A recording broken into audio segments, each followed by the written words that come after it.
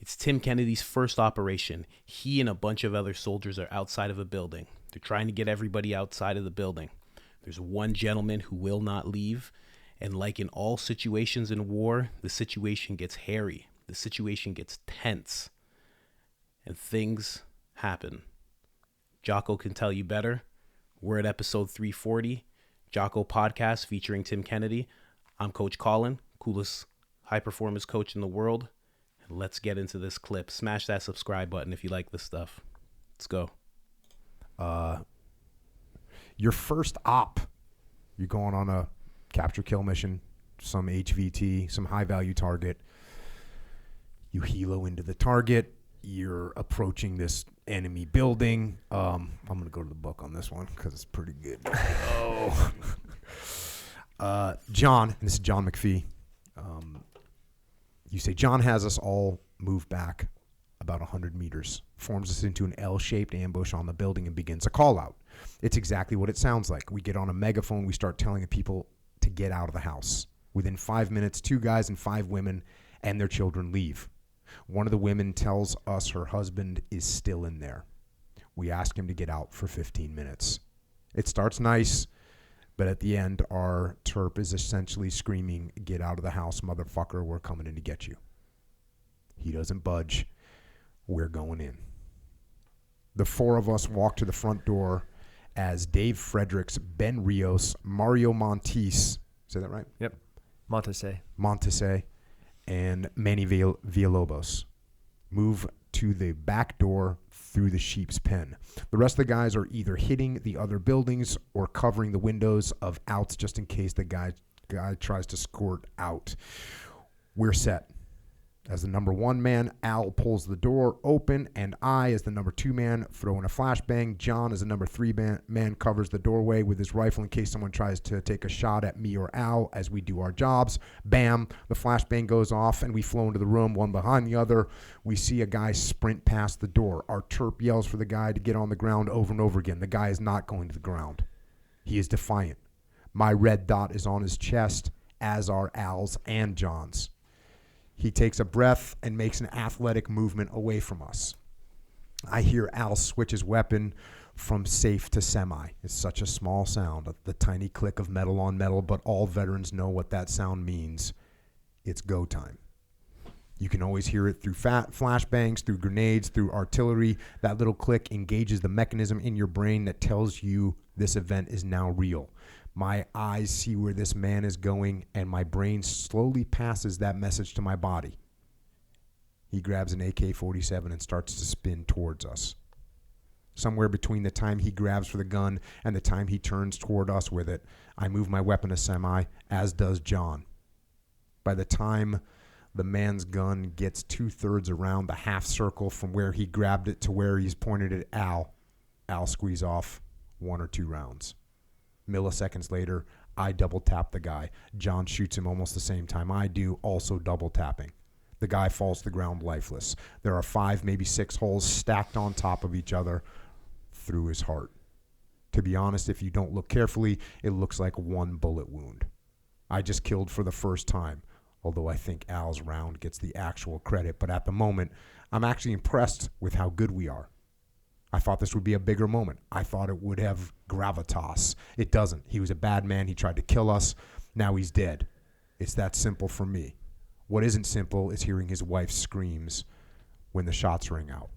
There's no sound like the sound of a woman seeing her husband die. It rattles me and lingers. We collect intel off the entire building. We get blood samples, fingerprints, face pictures, and we take the body with us. There's a ton of valuable intelligence here and this huge unexpected win tactically. But his wife keeps screaming at us. She's saying we murdered him.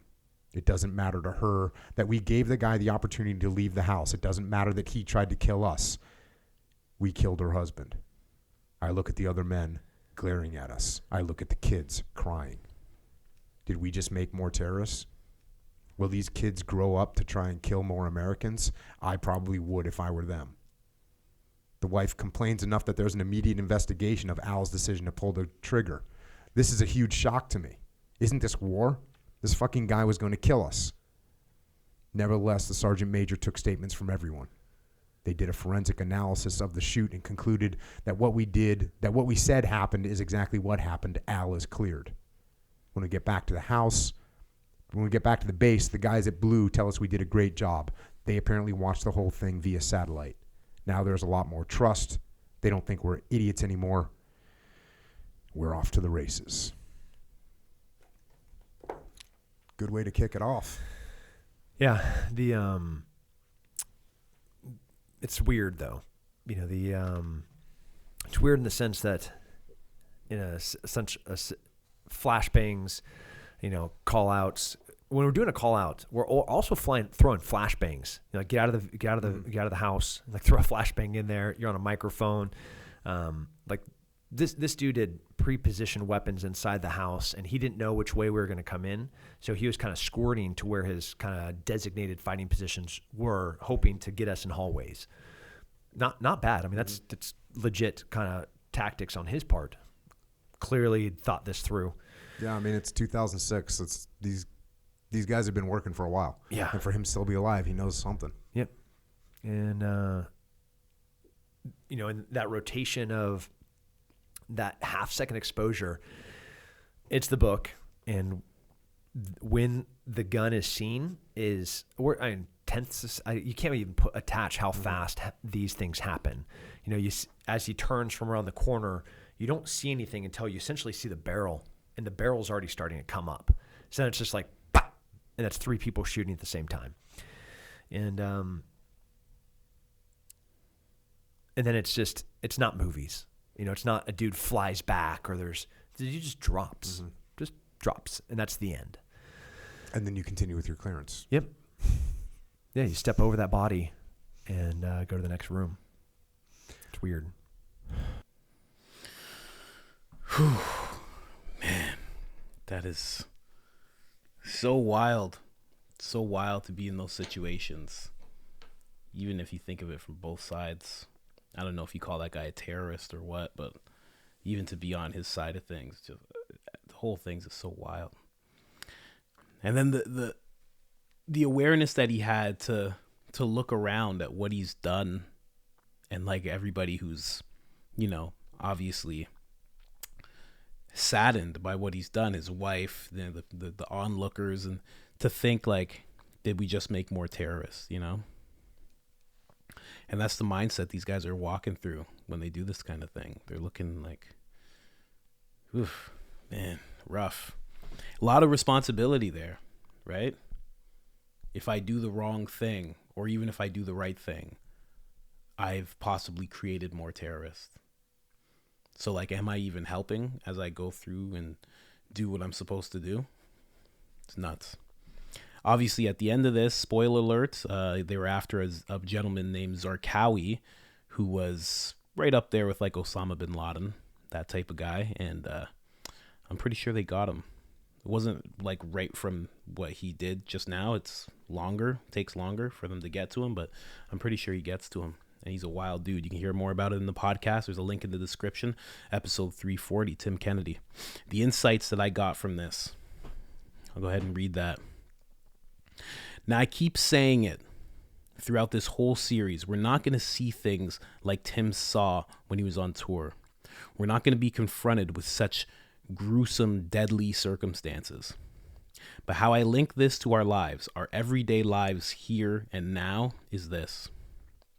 When you're going after success, there are going to be decisions you have to make that are going to be the right decisions, but are not going to feel good. Success, the road to success, does not always feel like sunshine and flowers. Sometimes it's dark. Sometimes it's lonely. Sometimes it's hard. And actually, a lot of times, it's hard.